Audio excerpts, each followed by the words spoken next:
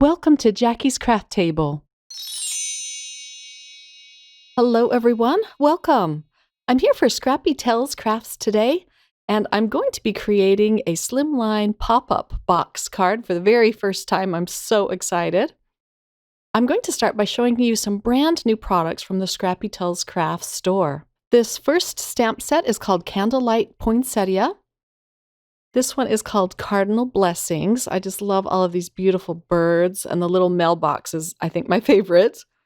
This one is called German Winter Village. I already made a shadow box card with that, and I just had so much fun with those images. This is your Slimline Everyday Borders dies. And then this is the Slimline Shadow Box die set. I'll link to the video where I used this and created a card with it. This is the shadow box that I created. It folds up and fits perfectly into a size 10 legal envelope. And this is the set I'm going to be using today. It is the Slimline pop-up box set. And lastly, I have the Slimline gift card die set, and it also comes with some beautiful sentiment dies. So let's open up the pop-up box Slimline dies. She packs a lot of dies in this set. I went ahead and snipped them apart off camera and used them to cut out some cardstock and pattern paper. And I'm going to start assembling the box. So I'm just going to assemble it with some dot liner tape. This was really easy and fun to assemble. I'm going to be creating lots of these. These aren't just a card. They are like a substantial Christmas gift. I just adore these. I don't know why I haven't created one before.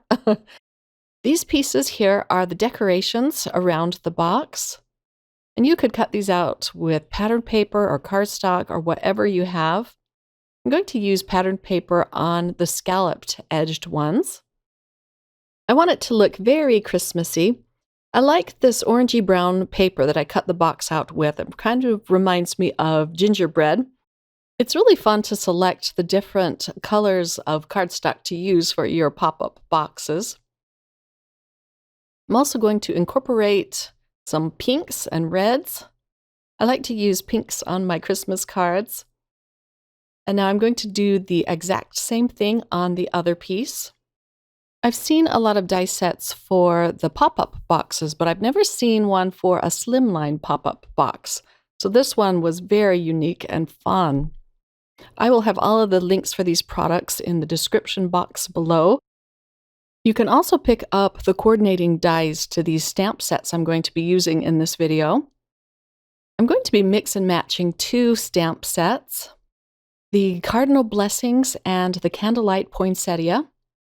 I really love how the poinsettias are drawn in this stamp set. They're very unique, and I had a blast coloring them in. Okay, now that I have all of my side panels adhered, I'm going to assemble this box. There's a tab on the side of the box, and I'm just going to use a little bit of double-sided adhesive on both of the tabs. You could use liquid glue or whatever you have, but I like the instant bond that this double-sided adhesive gives me. So I'm going to take off the release paper, and I found the best way to do this, at least for me, is to lay it down flat on my work mat and then line up the edge and the bottom edge of the box. Just wanted to make sure that the bottom edges were straight together, and then just press them together. It was very simple and fun to do. Isn't that adorable? This set also has a die to cut out the bridges for the inside of the pop-up box. I cut them out already with some white cardstock. I cut out 3, but I only end up using 2. They are scored, so I'm going to just fold them over and press them down with my bone folder. I'll adhere those inside the box in just a minute with a little more double-sided adhesive. But let's get to the stamping and the coloring. I'm using my Misty to stamp out a lot of images at once.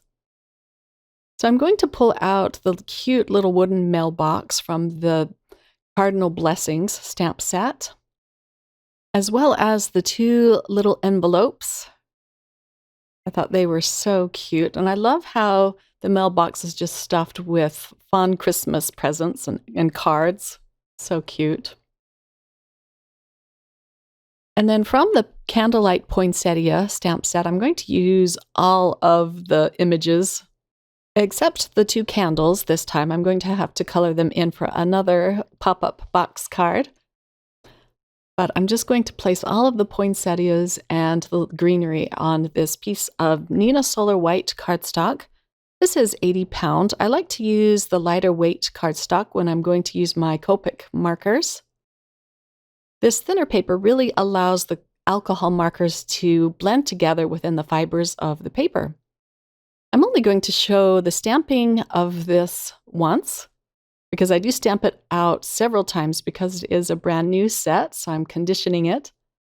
But I'm inking it up with some Copic-friendly black ink.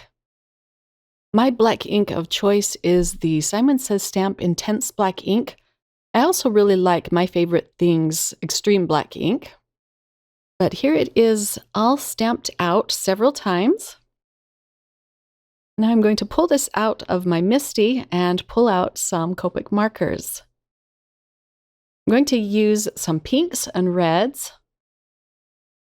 I really like this pink combo I'm using. I'm putting down my darkest pink first, which is RV14, and then my medium pink is RV13, and then I blend it out with the lightest, which is RV10. I'll color in all of the petals this way. I love pink poinsettias. I usually buy a pink one every Christmas. I don't know, I really love the red too. Which do you all prefer, the red or the pink? I know there are a lot of different shades and colors of poinsettias, but I really love decorating my house at Christmas time with poinsettias. The green combo is a little unusual. My lightest color is YG41. My darkest color is YG07. And then I come in with a YG03, and this is a yellowish green. I just like the tone that it gives it. It warms it up a little bit, but it's kind of a different combo, but I liked it for these leaves. I'm also going to color in some poinsettias with some red Copic markers. My lightest color is R14, and then my middle tone is R24. My darkest is R29. I was using an R27, but I took that out of the mix because it was really close to the R24. And then I'm just using the same colors for the greens for my red poinsettias. The markers I'm using on the mailbox are E31, E35, and E37, starting with my lightest color first, and then my medium tone. And then I'll add my darkest color just at the very edges of this and then blend it all out again. This little mailbox was so fun to color in. The flag looks like it's made of wood, or it's drawn that way, but I'm still going to color it in with some reds, the same reds I used on the red poinsettias. And then I was going to color in the wood around or holding the mailbox together with pink, but I didn't like that. So I go back over it with my E tones, and it covers it up perfectly. This is just the perfect little Christmas mailbox. I'm going to be making some more Christmas cards with this mailbox, and some of the birds from the set too. So beautiful. I'm not pulling out any new colors to color in the flowers and the greenery. I'm just using the same greens and reds and pinks for this. The rest of the poinsettias I'm going to color off camera, and I also fussy cut these images out. You can use the coordinating dies or your brother's scan and cut or a pair of scissors, whatever you have. And here they are, all cut out and ready to put into the pop-up box. I also cut out a fence. This is the cutest little fence die. She's selling this at a discount because it doesn't cut out the bottom. That's very super easy to cut out with a pair of scissors or with your paper trimmer. I'm going to show you how I trimmed this out, but the inside of the fence posts just pop out so easily. I'm just putting it in my paper trimmer. and cutting the bottom edge off. Isn't that adorable? Yeah, so if you're interested in this set of everyday border dies, it's just a wonderful price point. And now to put in the bridges inside the pop-up box. And that is super easy to do. I'm just going to attach it with some more double-sided adhesive. Before I put in my second bridge, I'm going to attach the little fence to it with some liquid glue. This will just make it stand out a little bit more. And then I can just trim it down. Now I can put the second bridge inside the pop-up box and start adding all of the cute elements for this. This is a really fun part. So the focal piece is the little mailbox. So I'm going to adhere that inside first. And I'm just using liquid glue for all of these. My sentiment is going to go on the scalloped edge of the box. And I'm going to attach that with a little bit of double-sided adhesive. And it just says Christmas Blessings. I fish-tailed the ends of the white paper as well as the red. I colored that in with my Copic markers to get the exact match for my poinsettias. And now for all of the flowers. A lot of them I'm just attaching right to the bridge, but some of them I am going to use a little strip of paper so they stand up a little bit taller. You don't, however, want it to go above the tallest part of the box when it's folded. Otherwise, it won't fit into your size 10 envelope. I'm just kind of pinching it in place, allowing the glue a little bit of time to dry. Next, I'm adding these cute little envelopes on the fence, like they're kind of blowing out of the mailbox. You'll get a better look at it here in just a sec. I'm going to use every single image that I stamped and colored in, and even some more. I wanted to put some of the flowers on the outside of the box, so I stamped and colored in some more flowers off camera. But this whole process was just so much fun to do, and I can just imagine the recipient receiving this in the mail and the pop-up surprise. It's going to be a blast to send out into the mail. I got to make up tons more. Okay, I have all of my images adhered. I'm going to use some pink and red and even some clear stickles on my images.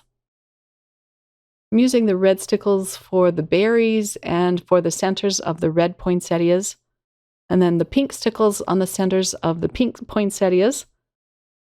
And then the clear stickles I used on the snow on top of the mailbox. And then I set this box aside to dry for a few hours. I love adding glitter to my Christmas cards. It just adds a special touch. And here is the finished Slimline pop-up box. Isn't it just beautiful? And then when you put it into an envelope, you're just going to fold it to the side. You could add a gift card die on the back and even put a sentiment in there. But isn't that so much fun? I'm going to pull out a size 10 envelope and show you how perfectly it fits. I have these Slimline envelopes from My Favorite Things. I'm going to find a red one to match my card. It folds up so beautifully. And it's just going to be so fun to send out into the mail. So thanks for spending a few minutes of your day with me, my crafty friends. I hope you enjoyed. You can find all of these beautiful products at scrappytailscrafts.com. I'll have that link listed below, as well as all of the products I used to create the Slimline pop-up card. Happy crafting, everyone. Take care. Bye.